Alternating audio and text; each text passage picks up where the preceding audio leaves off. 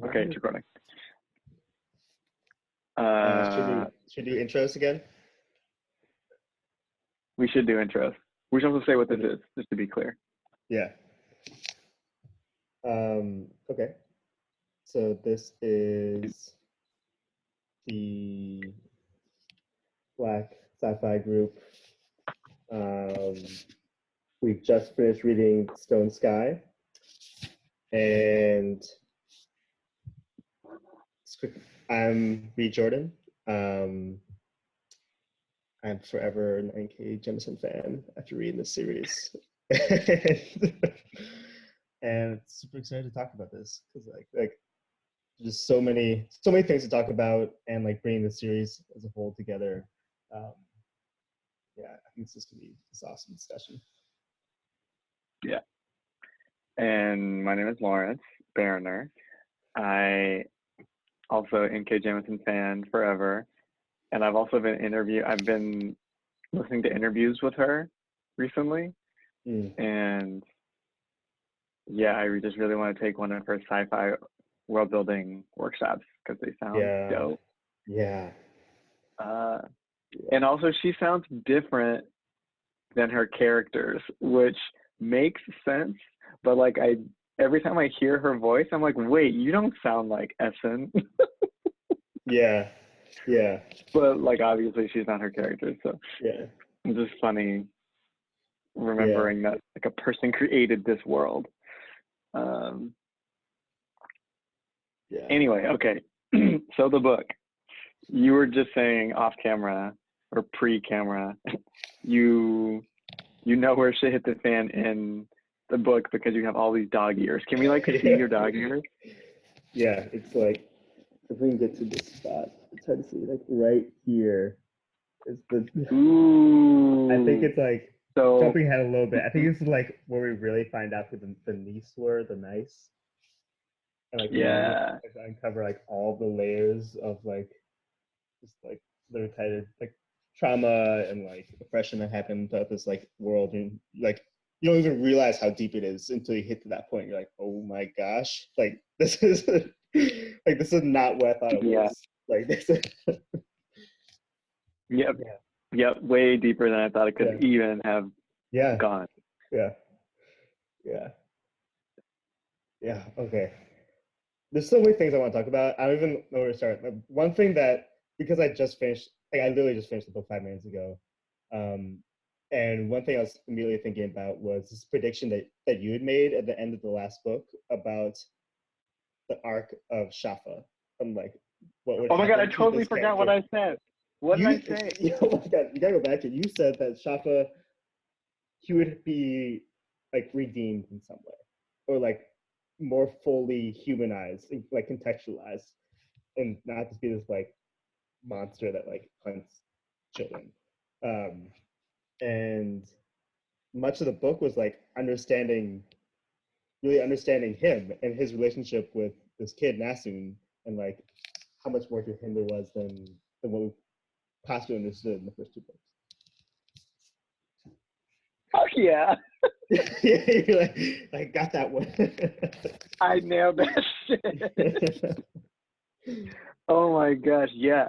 So thank you for reminding me of that. I totally forgot. Yeah. And yeah, oh my gosh, Shafa's character was so like heart-wrenching. Yeah. Like, I was really shocked at my own ability to, I mean, he changed for sure. So like that's a real thing. But I was just shocked at my own capacity to hold him as a character, like to hold care for him. Yeah.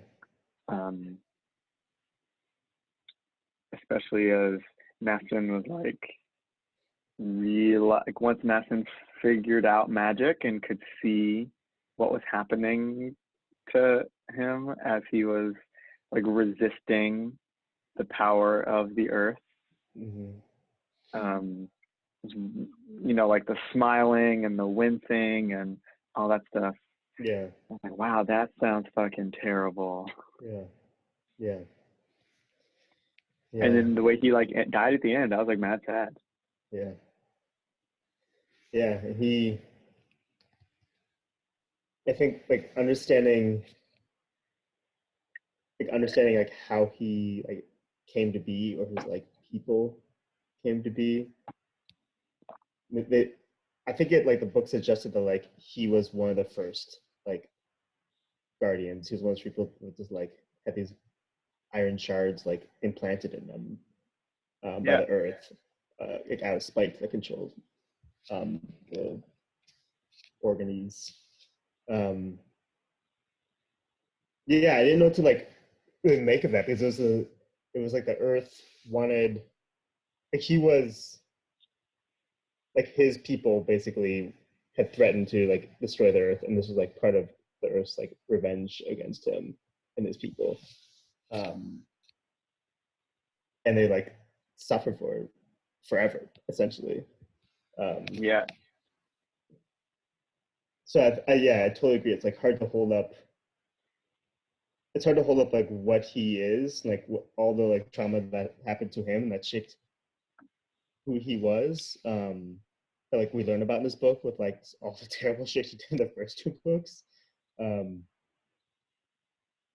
and all the things he did like as he was like rediscovering, like after the like explosion that happened on that island, and like he was like somehow like damaged, yet somehow like freed a little bit from his like compulsive obligation to like harm everyone. Like he still was this like kind of violent character that would like not hesitate to kill someone.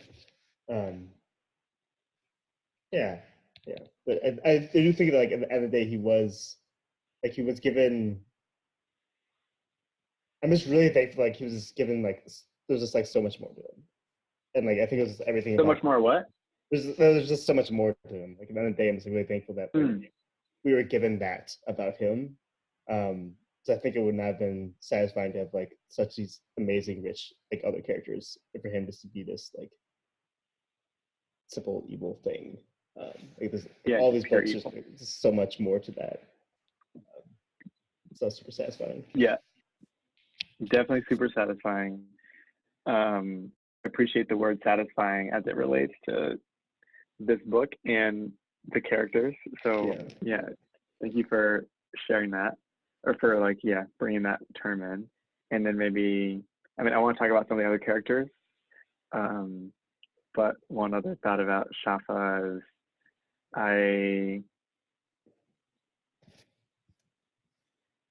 when I make the real world relation or link to SciFi, what I think about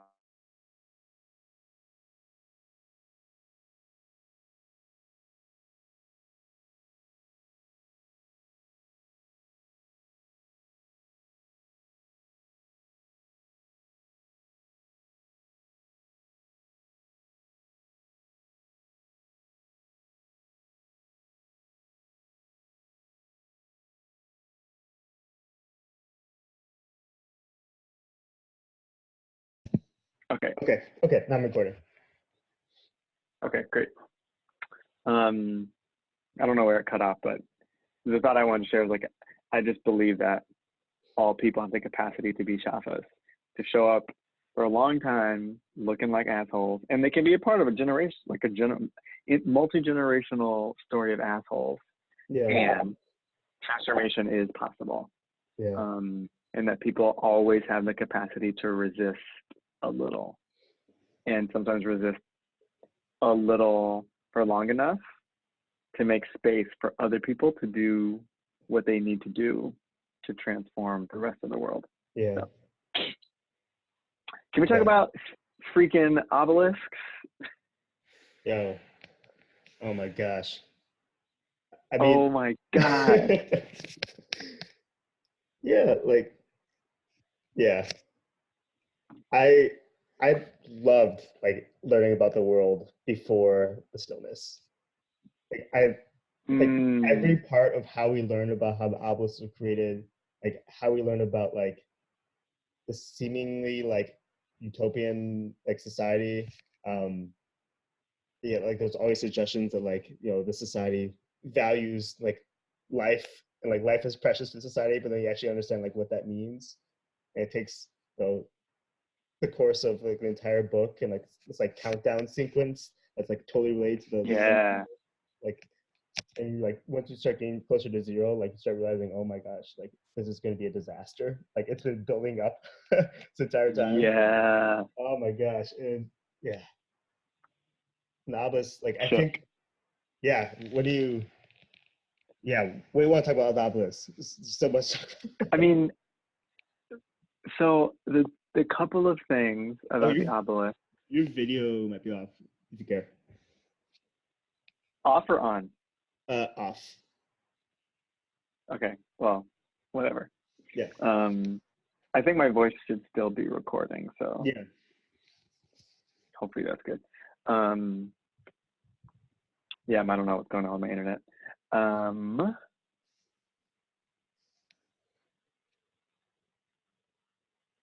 So I loved the way that I guess this came up in book 2, but like the way that the obelisk wielding Origin learn how, like the way they describe tapping into the obelisks, which is like a falling up. Yeah. I just love paradoxes like that. Yeah. I just see them. I mean, I see them in the real world all the time, but when I see someone incorporate them into literature or into writing, it just like makes me so excited. So that's kind of one thing, like the bodily sensation of tapping into power that is way more than one person should have access to. Yeah. It just feels like a really spiritual frame. So that's kind of one just like quick note. But the thing that's really, really interesting to me about the development of the work around the obelisk is the mother-daughter, like, fight. Yeah. Like mom very clearly is more powerful and can control the entire network, and daughter isn't as powerful and can control only part, like, was initially only controlled the sapphire and was resisting mom, and then later, like, had these 9 obelisks, but could use the 9 obelisks to imitate the onyx. And like do the spare key initiation of the gate. I just thought that was so brilliant. Like, how the fuck did she come up with that? And that it just kind of opened up this conversation around like positionality and power. That like it's really possible to have power without being the most powerful person.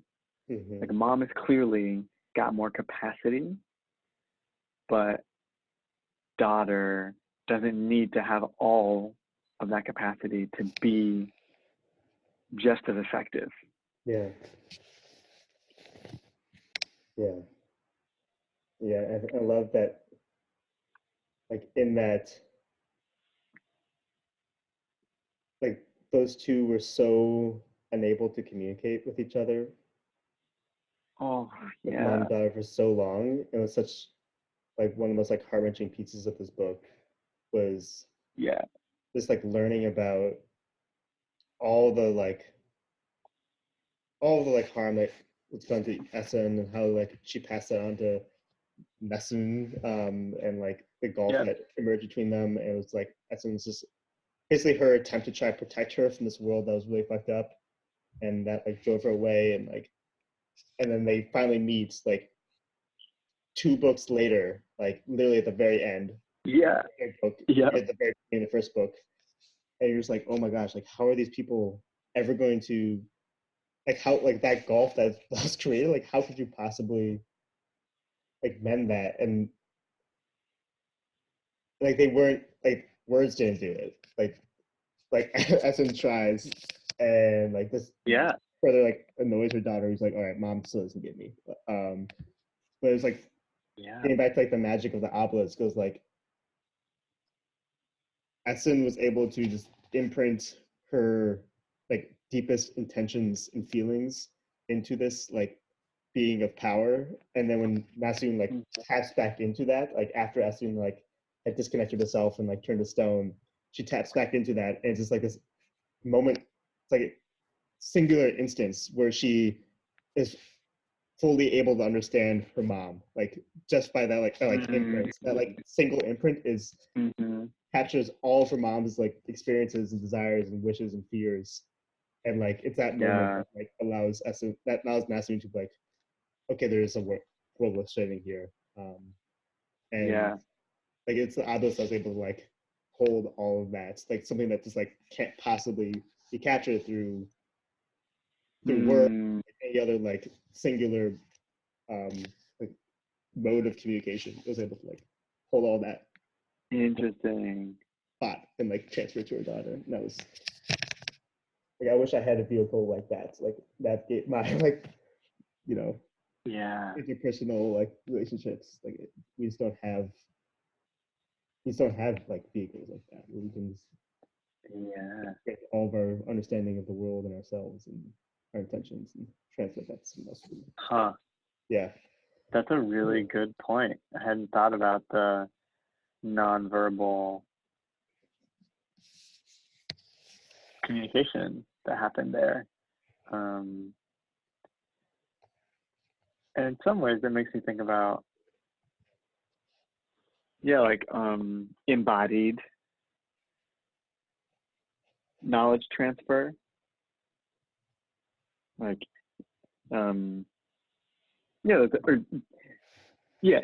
embodied knowledge transfer, thinking of like somatic practices, thinking about music traditions, thinking about and like music traditions beyond the lyrics. You know, that there are songs, for example. And the tuners were very much about like using multiple layers of vibration simultaneously, like their voices plus earth, what they call like earth notes or earth tones or something. Yeah, I think Earth Talk, was that it? Earth Talk? Earth Talk, yeah. They were using the same mechanism, vibration, at multiple levels to have conversation, or to transfer information. And I just think about, that is super important, actually. Especially, I feel like NK was doing such powerful work around like fugitivity. Like, what does it mean to be a captive of a society where you are actually more powerful, but you need to wait in order to make a strategic play that will be big enough to really end the system that you're being subject to. So anyways, just, I appreciate you highlighting the nonverbal mechanisms that are brought up in the book for, really intense, deep, powerful communication.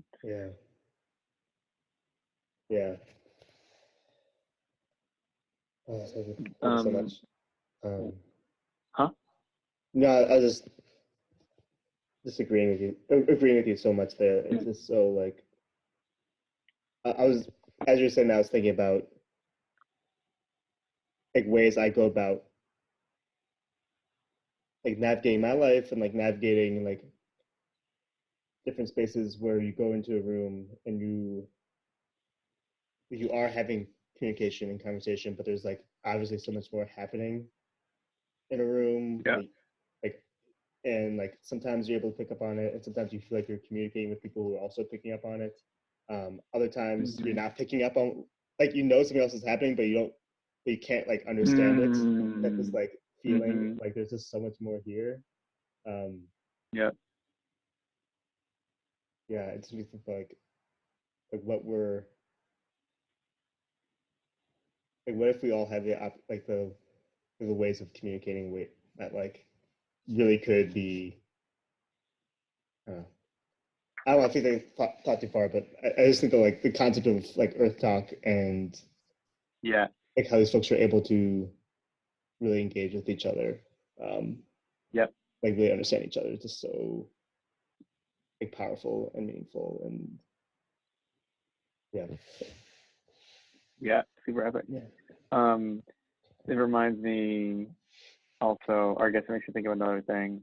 And we can talk about something else. We can like switch topics too soon, but just makes me think about like the way maybe it's something about mediation, like what it's like to use something else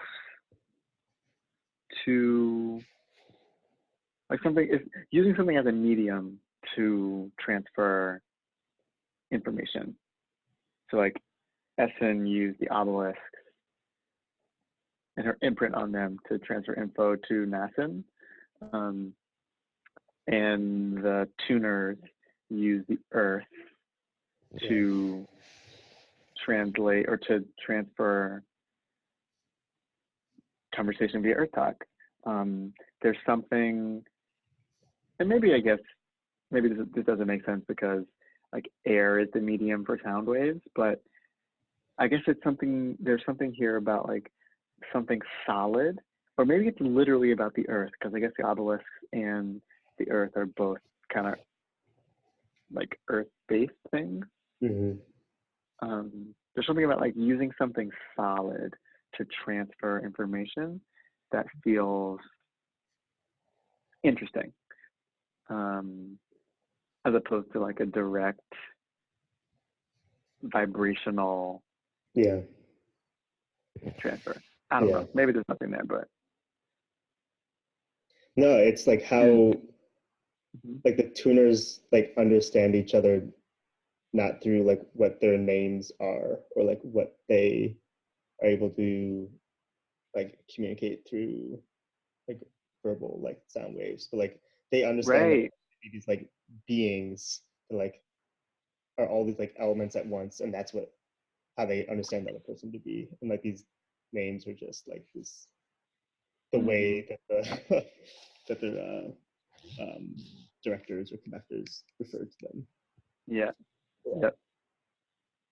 So weird. Okay, one other thing I wanted to say, well, actually not on this topic, or I guess maybe it's indirectly about the obelisk. And I was thinking about this, and then I listened to an interview with NK that Adrienne Marie Brown and Adam Brown did.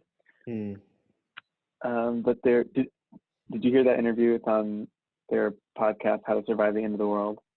I think I heard it a while ago. Was it like a couple months ago or longer? Yeah, it was like summer. Okay, yeah, I think I did. I skipped it because they said there were spoilers in it, and I was like, well, I'm definitely not about to spoil these books. Anyways, the interview, one of the things that Adrienne brings up is that there are some, what Adrienne called like homages to Octavia Butler.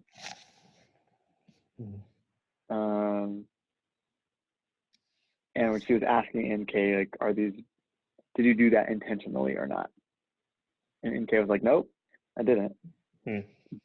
But one link that I definitely made was that via the obelisks, it's really possible to tap into a bunch of either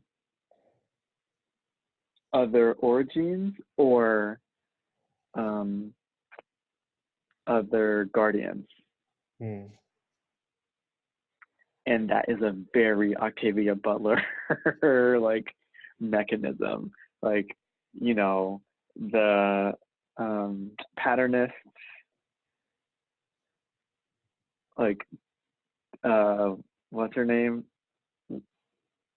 Not Lauren. Wow, that's parable. Yeah. Who is the Mary? Mary is the first like pattern master in Mind of My Mind. And she, like, you know, taps into those first 6 patternists and then can control them all at once. And then when she defeats Doro, you know, she controls the entire pattern network in order to beat him. Yeah. And, you know, both at the end, was it Essen who taps into all of the Guardians? Yeah. Yeah. And then she also taps into all of the origins of Castrima. Yeah. Anyways, I'm going on and on, but the point is there is something really similar, really parallel in these books, in Octavia Butler's books, about this capacity, like particularly for women, to tap into this like vast network of people to have enough power to do what you need to do. Yeah. Yeah. Anyway, I don't know what that means and why Black women do that, but like why Black women sci-fi authors do that. I don't know if it's more prevalent than just these 2 folks, but I would be really curious to find out. Yeah. I was thinking about other. I'm surprised that she said that like some of those things weren't connected to Octavia Butler. At least like when she wasn't thinking about it. There's just so many similarities. Yeah. It's like the constant like the runny sack thing, like the constant like I'm fleeing, like I must be like, constantly ready, and the sense that like she feel like Essen constantly felt this uneasy, not knowing that she had this little bundle that would like help her survive if she's need to strap everything and run. Like, yeah. All right, can we talk about the niece? Yeah. What did you make of their like awakening of a sense of self and like understanding of a sense of self? What did I make of it? Like would you like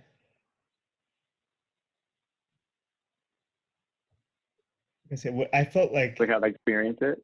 Yeah, like when I read it, it was hard for me to understand like the extent to which they had been like made into these tools and only understood themselves like as tools. Like I figured there's so much more there as to like how that happened. I guess it's like the only piece of the book that I felt like it was a little bit missing. I was like, what happened?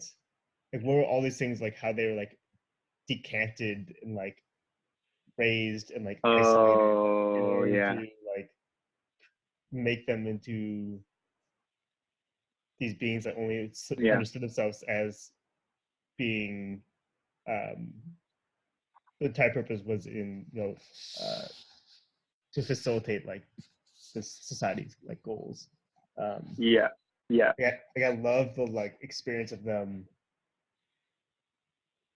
just like understanding like, oh, actually we have so much more, and like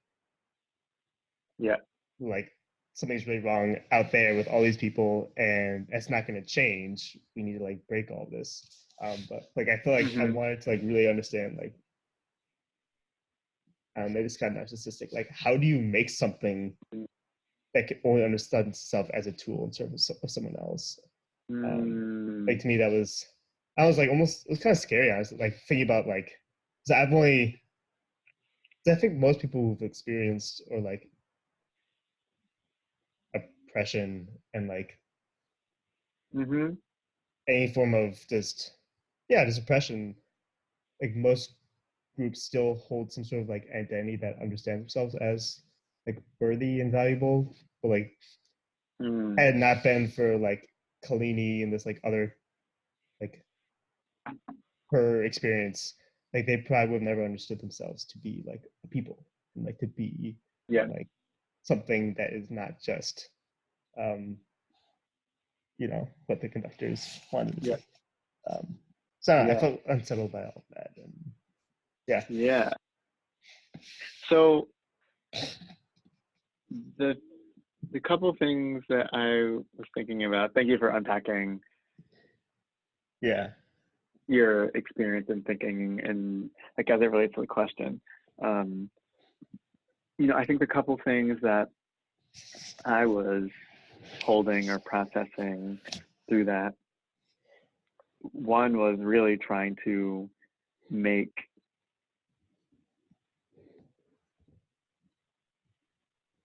trying to figure out where parallels existed in the real world.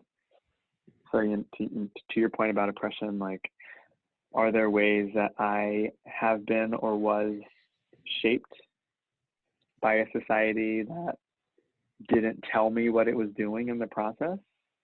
And so I think I just took the unknownness Yeah. as part of the mechanism. And in that way, it requires an iterative process of unpacking and uncovering to get to the real truth. So I think if they had gone a little long, if there had been more time and space between when Kalenli, did her work with them and when they had to like turn on the gate, or what were they trying to do? What was it called? The the engine, When they the were engine. trying to like, Yeah. yeah. What was the word they were trying to achieve though? They were trying to achieve the Uh, singularity or yeah. something? Plutonic arc and yeah, single anarchy or Oh, yo. Geo Arcanity. Yes. Yeah, Geo Arcady. Oh, what a great word. Um, Such a great word. Uh, she's just fucking brilliant. Yeah, if there had been more time, I think she might have gotten to that. I feel like her point was it's it's actually really important all the time to be asking questions about history. I think that was the point. Um, and the fact that they didn't have like the 6 tuners or 7 tuners, however many of them there were, the fact that they didn't have that much knowledge about the history of other people, or like of the peoples in the world that they were living in, Yeah. was the point. So that was one thing. And then I think if I think about my own parallels, like in life, like there's so much about my upbringing where like whiteness was just this part of me that I didn't really understand. Um, and the older I get and the more I do research and think about and experience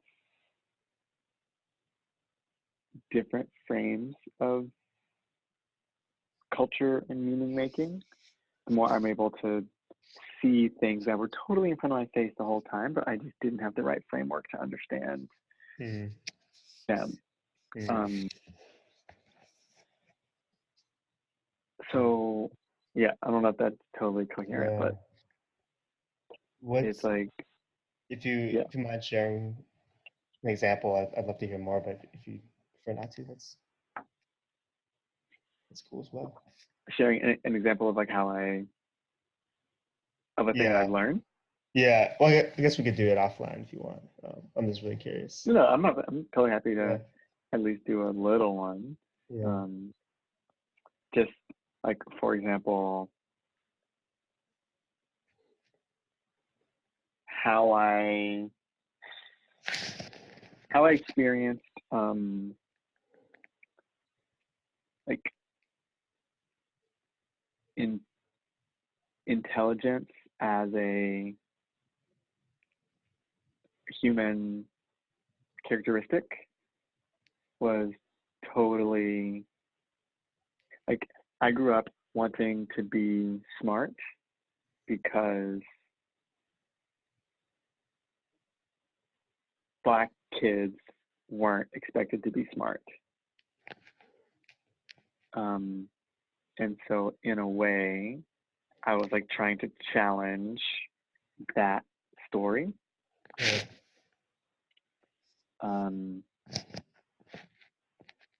And that reaction from me, even in itself, was a response to, like, it was a calculated, not calculated, but it was a direct response to white supremacy in a way that then allowed me to become an exception, or like, exceptionalist. Yeah.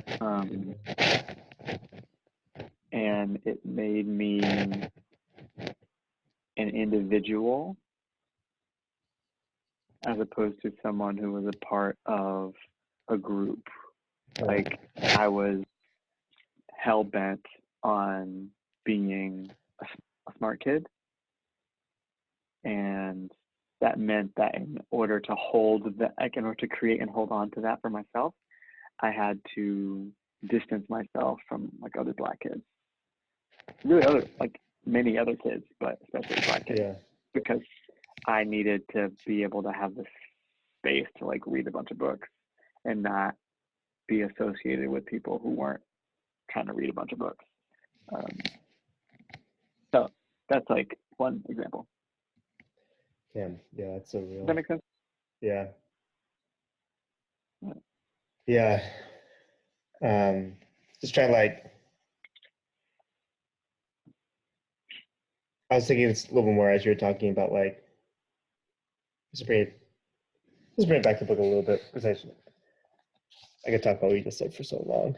But it's like so my experience. Like I see it in my dad as well, like his drive for exceptionalism and like how it's caused him like a lifelong anguish. This is not something there's no end to that goalpost. Like you're never gonna reach that, and even getting that ends is probably gonna lead to a lot more harm. Like if you can reach that end. That's not absolutely. Yeah. I was thinking a little bit more about like what made me so disturbed by the like niece's history.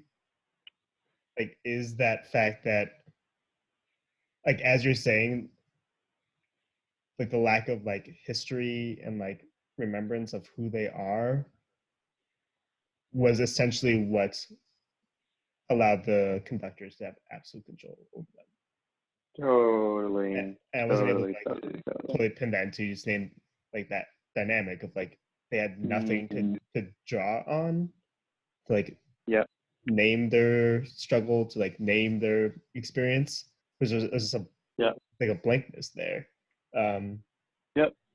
Besides this kind of like general feeling of like, hey, I don't like these people that are treating me like this, but this is what I'm supposed to do. And that's really terrifying to me because I think like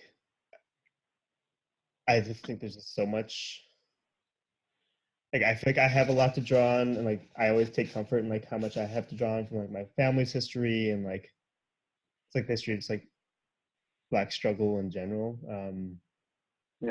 I'm still like reminded of how much that like is erased and how much work it takes to remember and to like bring back narrative and history. Like what was done in the past, like what was being accomplished. And like it doesn't just like stay in you. Like you have to like actively remember and like actively bring these things back up to the forefront. So, like I think about this a lot because I live in Bed-Stuy right now, and like there's Bed-Stuy's like gentrifying extremely rapidly, and a lot of local organizers here, part of their anti-displacement work, they see it's critical is to like storytelling and like oral history and this like collective memory of all the like really 1950s and 60s like hub of like black power and like not so like black nationalism, it's problematic, but like a lot of that like was in Bed-Stuy. Like so much came out of that history that like really helped buffer the community for so long that they're trying to like really draw on that as part of their anti-displacement work. So yeah, I just connect all of that to like the history. Like, oh my gosh, like you have to remember who you are. That takes work. And if you don't remember who you are, like you're gonna be really you're gonna be pushed around pretty easily.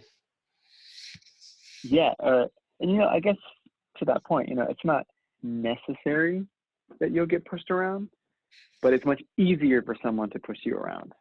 Yeah. Or for someone to control you, and whatever. That's fine.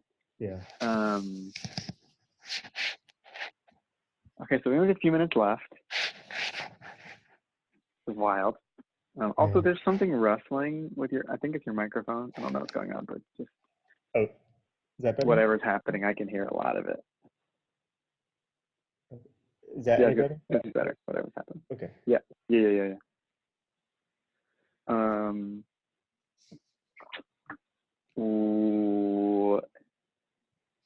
We don't have like a ton of time to talk about anything, but like, it's just like, what is maybe what was how is this book impacting your way of being or moving in the real world, if at all?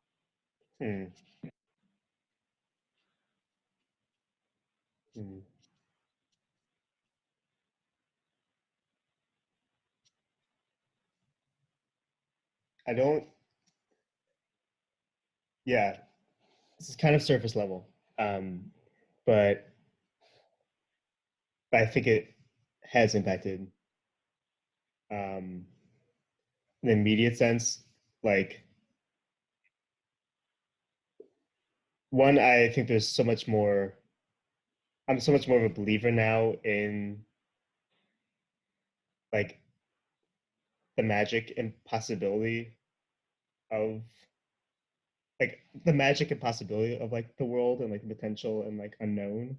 I think not just this book, but really this series, but like kind of and Activity Butler as well. It's like there's just like so much potential like uncertainty and like joy to be found in the certainty of the world. And I think N.K. Jemisin's really like good at that. And like a lot of POC sci-fi writing is good at that. And I think that's something I like try to carry with me on a day-to-day basis, like a lesson I've learned. Like even a little bit before reading this work, but like something I really try to remember, like just to like hold as I go throughout the day of like, I don't know, there's like a lot of there's so much joy and magic and uncertainty, and like that's part of like the best part of like being alive. So that, and then a more like very like tangible level. I feel like everyone I talk to, I want to share this work with. Like I feel like there's so much to like get out of it, and like I'm just telling all of my friends about like N.K. Jemisin, like especially people who don't, for people who never touch sci-fi. I think this is like the perfect work for them. Like I don't think this is good work for someone who like likes, who like I don't know is really into sci-fi, but I think this is like amazing for people who do movement work, care about racial and social justice, who want like examples of this like really incredible writing and world building about potential and unknown and the power in like speculative fiction, basically. Yeah. How about yourself? Great answer. So I'm cheating a little bit. This is related to something that she said in an interview one time. She talked about that a really critical part of world building is in what you don't show people, or like what you hide until a moment of reveal. Yeah. And I just feel like the moon, like at the end of the first book where she like brought in the moon, I was like, oh my god, what? Yeah. Alabaster's like, have you heard of the moon? Yeah. And the fact that the moon was this like relatively invisible but really critical character, like the moon is the Earth's child, like, and that's so much what this whole thing is about. Just like, really thinking about how what you don't show people, or how what's not visible really matters too. And I think that shows up in the history conversation we were having. It shows up in, the conversation about Earth Talk. Just that's making me think a ton about, in all of my work, not all my work, in some of my work, like, what does it mean to be explicit as well as building things that are not visible?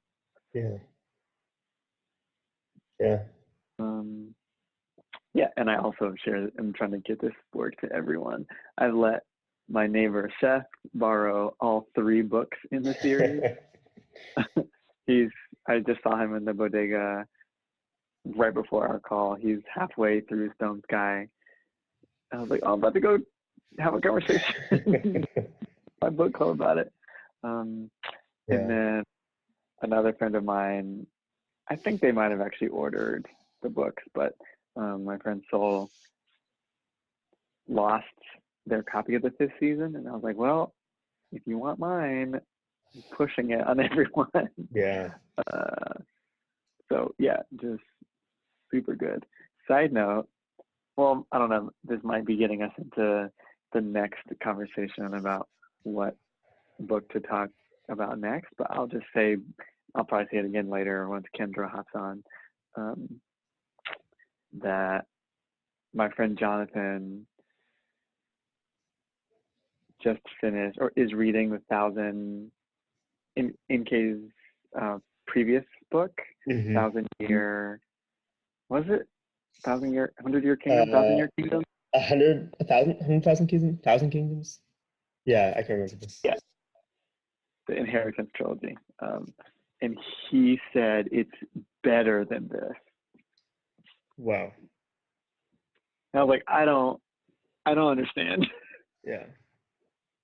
What is possibly better than this? Yeah, I've read that a while ago.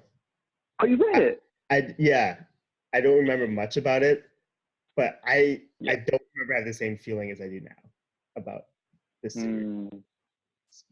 Interesting. Yeah. Okay. Well, we should definitely at least hit.